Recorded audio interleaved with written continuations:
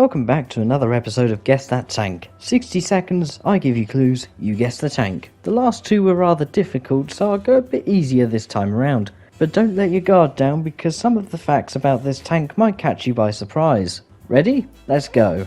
This vehicle first entered service in 1941 but didn't see combat until 1942, and when it did see combat for the first time, many vehicles were used by a country that weren't involved in the tank's development. This tank was very slow, was very underpowered by its engine, and the gun it had was not great as an anti-tank weapon. However, this vehicle was never designed to fight other tanks, and so the gun wasn't a major problem. Not only that, but this vehicle had extremely thick armor from the start, and later variants had even thicker armor, and the engine was also given an upgrade. In fact, this vehicle became so powerful that it's one of the only tanks in history where the enemy wanted it to be banned from warfare. In the end, many specialized variants of this tank were made, and some of them even saw service in the Korean War, until the tank was finally retired in 1952. But despite its inspiring development cycle, this tank is now seen as one of the most underrated vehicles in history.